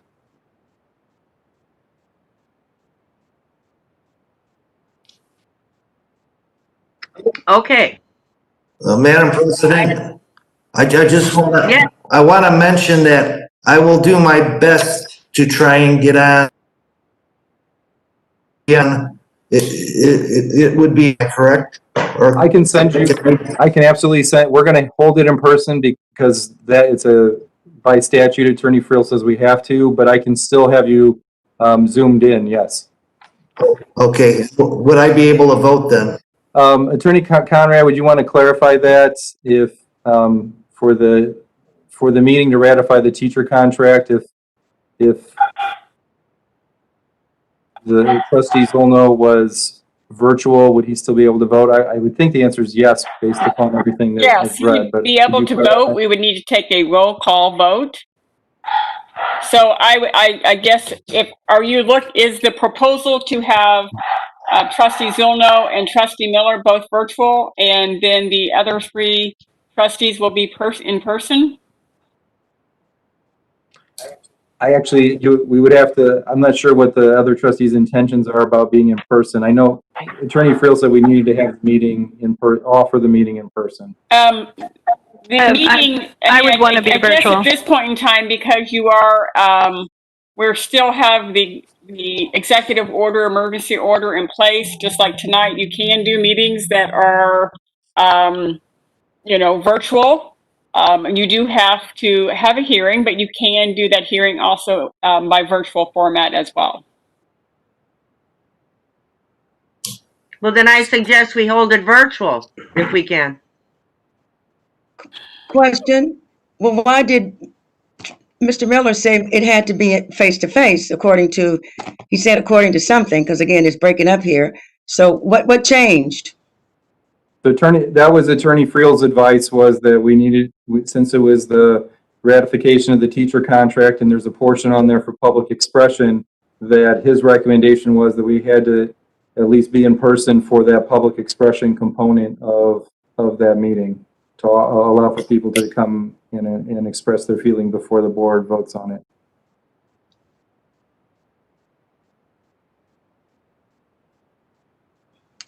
But we can hold it virtually. Is that what I'm hearing? Yes, there are, under the executive orders that have been issued by the access counselor, you can do meetings virtually. There is, to the extent that we have to have a public hearing that conforms with the public hearing component, and that was part of the original guidance that came out from the access counselor, then yes, you can do that as well with regard to providing a virtual option on that. We can kind of pull that back out and kind of go through that with Superintendent Miller and Attorney Friel if folks want some time to evaluate that between now and Monday. Okay, well, I do think there's a bit of confusion on this. I don't want to throw a monkey wrench in the works, whatever we would need to do. But if I'm able to participate via the web here, I will definitely make an attempt to do it. If not, I don't want to mess anything up either, so. So even if I have to be in the face-to-face and we could have the mic set up where people could still come up and talk, and I could be at 41 Williams, I mean, I'm fine with doing that. What if the trustees want to be remote? That's fine. Madam President, I think it's important of an issue with the teachers. Obviously, Attorney Friel is expecting public comment, and to make it more difficult, because we know virtual, we have not perfected it even now. So I think it's. Well, we cannot continue holding public meetings if individuals don't abide by the school city of Hammond policy and the governor's about wearing the mask. COVID escalate. I am talking. We've heard two conflicting statements regarding how the meeting should be set up. Trustee King, I believe that that Attorney Friel may not be he may not have gotten the latest from the access counselor, and I'll be happy to get him updated on that.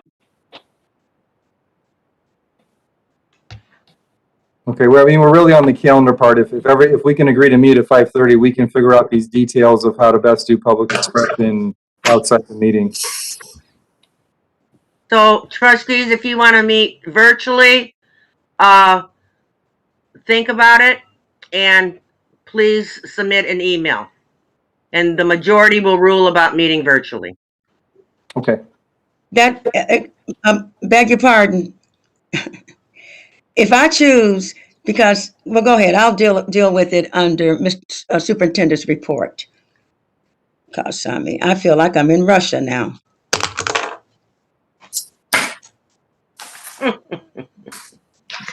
Item 8. Okay. Public expression, second period. This is an interesting part of the job, is getting to read insults about myself. This is from Shirley Shepard. I question the hiring practices of unqualified individuals, specifically the superintendent of Hammond, Indiana schools. He did not follow conditions that he proposed. He had no credentials, and the school board of trustees went along with the decision. They are as guilty of this fraud as much as he is. Some of his decisions are questionable. Frankly, I think the Indiana State Board of Education should be made aware of this situation. From Shirley Shepard. That is the only public comment for second period. Item 9. So one of the things that was requested was a report at each meeting about how COVID is affecting School City of Hammond. It's Dr. Green's favorite part of her job. I made her smile, but she deals with that on a daily basis. And so I did ask her to share with the board, and I'm going to go ahead and share my screen for a summary report on COVID and how it's affecting us. I will say it's a little bit different because we don't have the majority of kids in, where all the other neighboring schools, you know, they have. And you've heard some things just out today that Munster is now going to be closed through the remainder of the month.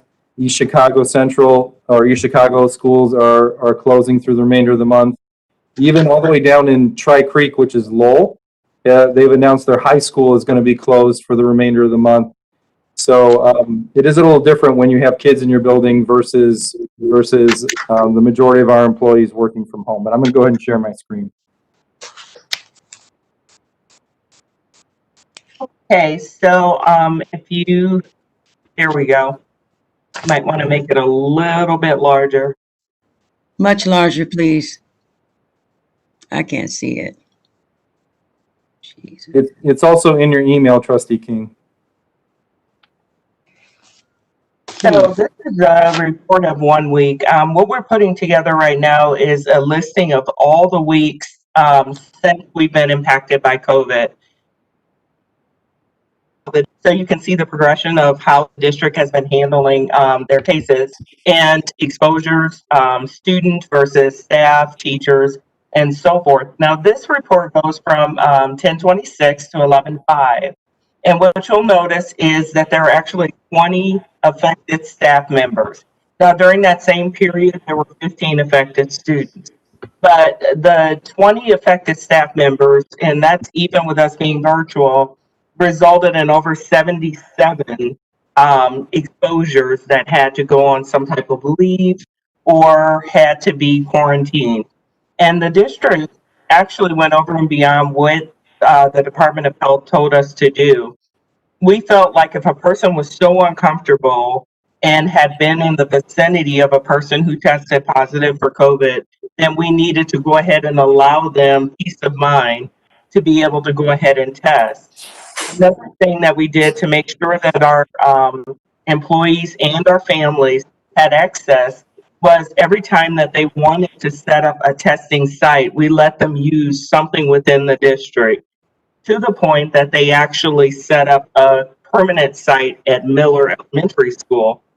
So when our employees need to be tested, we can just send them over to Miller.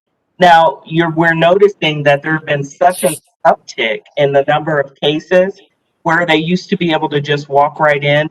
Now they have to actually schedule an appointment. And sometimes those appointments are 2 and 3 days out.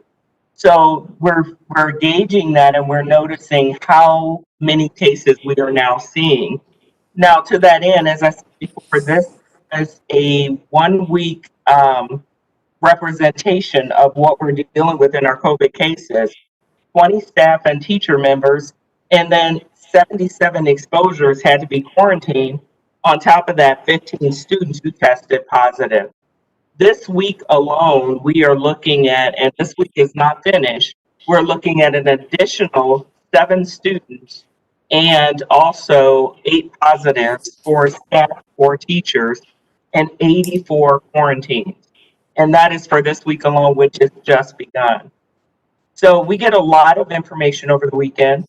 And essentially, we're just trying to re-emphasize the fact that people need to make sure that they're socially distancing. We have closed all eating areas, all social gatherings, any groups over 20 people when it comes to our very large conference and meeting rooms.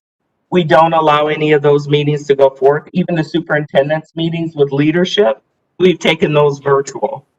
All in an attempt to just kind of curb what we're seeing. But I can tell you that we are seeing that definite uptick that all the other school districts are seeing.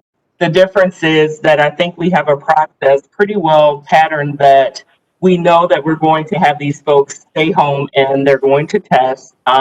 We do have a test site that we can send them to.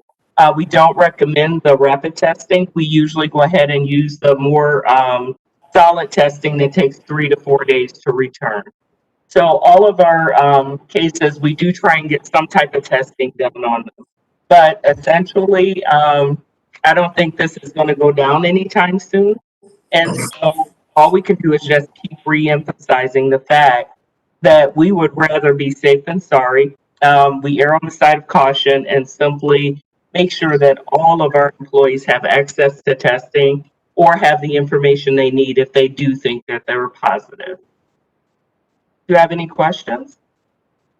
Trustee Mamalo, Trustee King? Dr. Green, Yes. the buildings you have listed here, how many of those buildings you all actually take temperatures before they enter? Really taking temperatures, we have 3 questions that we ask everyone. Do you have a fever? Basically, we're asking parents to make sure that they have not been exposed to COVID, that there is nobody in the household that's positive, and that they don't feel ill. But one of the things, it would be almost impossible to take temperatures every single day, but we do that at the ACC, and that is the only place where we do that simply because of the sheer multitude of students that are coming in that building. But we certainly have the, is it funding that we don't do it? Why don't we take temperatures? I mean, everybody seems to be so squeamish about COVID. Temperatures perhaps could have eliminated some of these contacts. Actually, no, because the contacts that we have for the students, generally, those are students that are not in school. And the ACC cases that you're seeing on your sheet, the majority of those, as a matter of fact, the vast majority of those were not Hammond students. Well, they still were in our building. Hammond students or not, they were still in our building. They were in our building and they did not display fever. They did not display fever. That is one of the things that we're discovering about this particular disorder, disease, or whatever you want to call it. We're discovering the fact that the majority of folks, they do not develop a fever. Generally, we know that they need to be tested by the fact they just don't feel good. Well, I recall in the reentry plan that we had, that was part of the plan that temperatures would be taken. And Trustee King, we are taking the temperatures over at the ACC. However, we're finding that the positive cases, even at the ACC, are not displaying a fever. And so to take temperatures at every single building, it's almost impossible. We don't have the staffing for that at this point. And so basically we ask the questions and we're catching them with the questions. Have you been exposed to COVID? Have you been feeling ill in any way? And that's where we're getting the yeses. Those are the folks that are testing positive, and they almost never have. I'll say this: when we discussed the reentry plan, I raised the question when the executive director of the nurse came before us. Did we have enough staffing?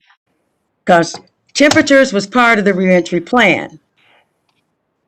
And so we have a skeleton crew, and for us not to do it, It's just mind-boggling. This is my last question. This list, does it include the students that was exposed to COVID? The different, the wrestling team, the soccer, and all of those others that you've sent emails to us? Does this list include that? No, this list is for staff and teachers. And then the 15 students that I told you about, that includes those students and any other students from the Area Career Center that may have tested positive for COVID. Well, we talked about the several other, did you not, was the soccer team not affected? Or parts of the football team? Without calling out any specifics, because one of the things that we cannot do is identify anyone. This is medical information. I'm not. And so we won't identify anybody specifically. But the point being that every student case that has actually been positive, we're not talking about possible exposures, because possible exposures, if they didn't result in a positive, they stay in the exposure category. Dr. Green, so if they didn't actually result in a positive test, you won't hear about them like that. Dr. Green, the list that you have now does not have names. And it shouldn't. And so by the same token, I ask you about the students. I didn't ask you for names. I asked you for numbers by building. And I had sent that email and I still don't have it. So Actually, for the students, I mean, when we get an email from Mr. Miller informing us, you know, this student here, or this team here, or that team here, I was expecting a report, just like you presented us with the students as well. Can I speak into that one, please? We are actually working on a data dashboard that will include both staff and students. We don't have it for tonight, but I would like to have that available and on our website.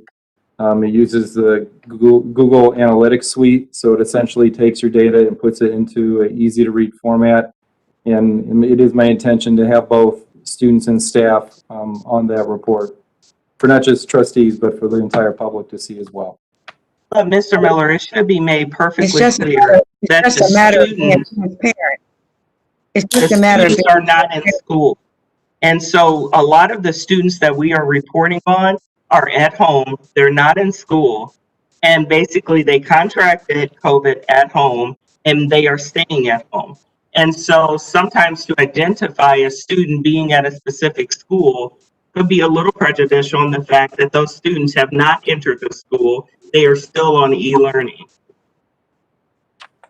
That's very true.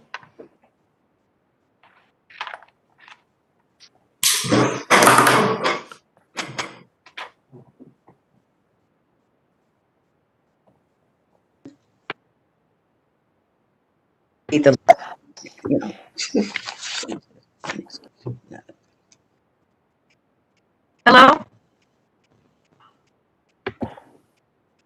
Hello. Hi. Okay. Any other trustees have any questions about the COVID report? It is a work in progress. Like I said, we will, my ultimate goal is to be able to have it on the website. So, as Trustee King said, it is an issue of transparency, and many of our neighboring school systems post the reports online. But there also is a balance between making sure that that it's not identifying anybody. But I think the plan will have enough to protect employees or students' anonymity, and still be able to share out the impact that it's having on School City of Hammond. So I think we'll be there sooner than later. Thank you, Dr. Green. Hello? All right, I do have one more thing, and it's actually my mistake because it came in under the same email and I didn't see it.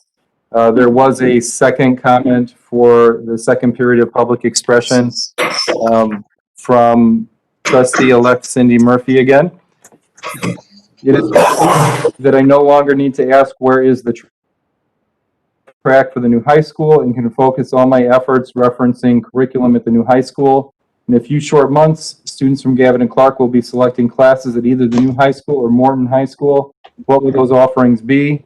Well, there'll be STEAM pathways at the new high school, along with advanced manufacturing from Clark that won state awards.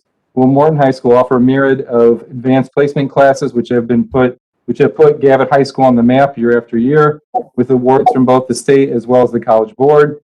In less than 5 years, you will be graduating your first class that will have been at the respective schools for a full 4 years. At that time, no one will care what architectural awards the new high school won. What they will care about is what is inside the school. I still remember my 8th grade science class, which culminated in what was called the sludge test. We were provided with an unknown liquid and had 5 days of testing to figure out what was in the flask. Of course, there was a lab report. In order to do the testing, we used either gas or alcohol burners to ascertain the evaporation points of the two liquids. The evaporation points, along with other testing, allowed us to identify the liquids. I expected the same rigor and relevance when my child entered Scott Middle School. My heart broke when my first child entered Scott Middle School. I was told the gas had been turned off many years ago and alcohol burners were never an option. Further, teachers had been filing grievances for years because they had more students than they had seats, making it unsafe for many inquiry-based science experiments. Students that wanted to experience hands-on rigor and relevance in the sciences had to join a Science Olympiad team or a Lego robotics team. So I will ask again, will students have gas or alcohol burners like their suburban counterparts at our high schools? Will science class sizes be appropriate? This is also the time to be discussing equity in language arts and history curriculum. I have unfortunately learned more Black history in the last couple of years from YouTube than I ever did in my American history class in my high school. We're going to offer classes like African history, Latin American studies, or an expanded American history like the 1619 project. Can we offer language arts electives like, I saw this at another high school, studying the 1920 Harlem Renaissance or studying Maya Angelou and Toni Morrison? It's important to, I know why the caged bird sings. Okay. Most importantly, we need to show the community why their children will be receiving a better education at these reformatted high schools. We need to strive to foster those opportunities where our students want to go to school. Lastly, what are you doing to bring the different communities together at the combined high schools? Cindy Murphy. All right. I will just say to the public that we, Dr. Green and the curriculum team, have been spending quite a bit of time to reimagine what our curriculum is going to look like, what courses we're going to offer.